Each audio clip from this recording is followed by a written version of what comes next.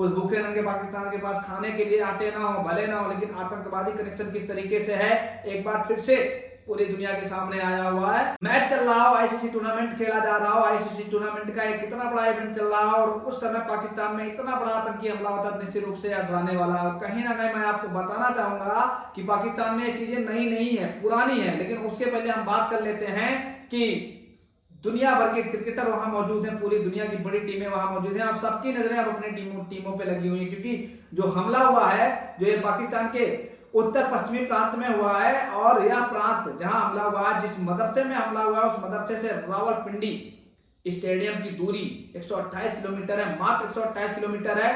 यही वो मस्जिद है जहां पे हमला हुआ है और कई लोग घायल हुए हैं, कई लोगों की मृत्यु हो गई। और पाकिस्तान बड़े बड़े दावे करता था कि हमारे यहाँ सुरक्षा व्यवस्था को लेकर ऐसा है वैसा है, हमारे यहाँ तमाम चीजें हैं, फलना है ढिमका है। लेकिन आज एक बार फिर से पाकिस्तान की सच्चाई सामने आई। उस आतंकी हमले से एक बार पाकिस्तान के साथ साथ वो टीमें सहम गई हैं, वो पूरा देश सहम गया है जो वहां पे मौजूद है। वो टीमें, उन टीमों को अब डर लगने लगा है पाकिस्तान में कि पाकिस्तान के टूर्नामेंट में बहुत समय बाकी नहीं है, पाकिस्तान के टूर्नामेंट में बहुत ज्यादा समय बाकी नहीं है। लेकिन सबको डर लगने लगा है कि क्या पाकिस्तान में हम सुरक्षित हैं। उन देशों ने अपने खिलाड़ियों से सतर्क रहने के लिए कहा, जिन देश के खिलाड़ी वहां प्रतिभाग करने गए थे, वहां टूर्नामेंट में हिस्सा लेने गए थे, आईसीसी चैंपियंस ट्रॉफी के तहत मैच खेलने गए थे, पाकिस्तान की मेजबानी में मैच खेलने गए थे, उनसे कहा गया है कि आप सतर्क रहिए, सुरक्षित रहिए और आपको अपनी सुरक्षा के लिए खुद से निगरानी करनी होगी।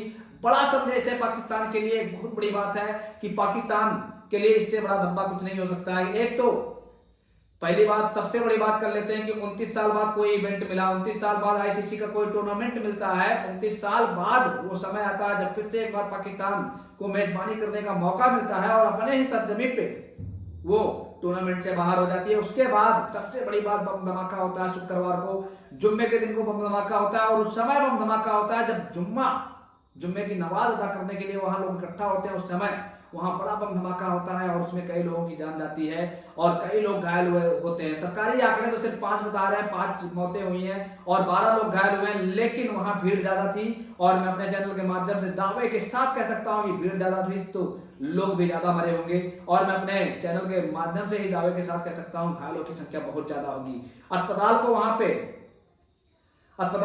हाई अलर्ट पे रखा गया है, इमरजेंसी लगा दी गई है पाकिस्तान में। लेकिन इससे क्या होगा, आतंकी कनेक्शन जो है पाकिस्तान का आतंकी कनेक्शन वो सबके सामने एक बार फिर से आया, पूरी दुनिया के सामने आया और पूरी दुनिया की नजरें अभी इस आईसीसी प्रतियोगिता पे हैं जहां कई देशों की टीम प्रतिभाग कर रही है। भारत तो अपने सारे मैच पहले ही बाहर खेल रहा है, दुबई में खेल रहा है। भारत ने साफ साफ मना कर दिया था, बीसीसीआई ने मना कर दिया था कि सुरक्षा कारणों की वजह से हमारे खिलाड़ी पाकिस्तान नहीं जाएंगे। और निश्चित रूप से पाकिस्तान में खिलाड़ियों के ऊपर हमला होना या किसी टीम के ऊपर हमला होना ये पुरानी बात है। आज के लगभग 16 साल पहले 3 मार्च 2009, कौन भूल सकता है वो दिन जब श्रीलंका टीम आई थी पाकिस्तान मैच खेलने के लिए आई थी। 3 वनडे खेलने थे और 2 टेस्ट मैच खेलने थे। सबसे बड़ी बात मैं अपने चैनल के माध्यम से बताना चाहूंगा कि 3 वनडे और 2 टेस्ट मैच श्रीलंका को खेलना था, पाकिस्तान में खेलना था, पाकिस्तान की सरजमीन पे खेलना था, पाकिस्तान की मेजबानी में खेलना था। लेकिन उस समय उस भूखे नंगे पाकिस्तान की घटिया मानसिकता सामने आती है। 2-1 से वनडे टूर्नामेंट पाकिस्तान हार जाता है और टेस्ट में पहला मैच खत्म हो चुका होता है, पहला मैच ड्रॉ हो जाता है। दूसरा मैच जो कि 1 मार्च से 5 मार्च के बीच खेला जाना था और उसमें 3 मार्च को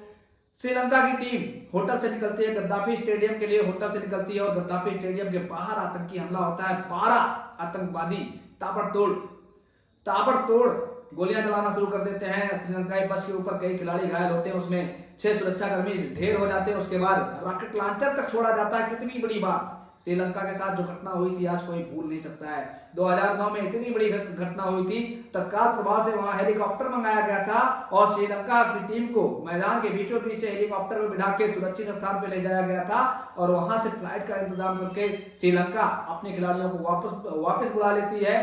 तो ये वाकया 16 साल पुराना था लेकिन कहीं ना कहीं आज भी जिंदा है, क्योंकि आईसीसी की मेजबानी मिली थी और सबसे बड़ी बात हो रही थी, पूरी दुनिया में यही बात हो रही थी कि सुरक्षा व्यवस्था पाकिस्तान दे पाएगा कि नहीं दे पाएगा। पाकिस्तान, भूखे नंगे पाकिस्तान की बात करना चाहूंगा, उस भिखारी पाकिस्तान की बात करना चाहूंगा जो बड़ी बड़ी बातें करता था। वो भूखा नंगा पाकिस्तान बड़ी बड़ी बातें करता था कि हमारे यहाँ सुरक्षा में कोई दिक्कत नहीं, हमारे यहाँ सुरक्षा में कोई कमी नहीं है, सब लोग आइए, सबका स्वागत है।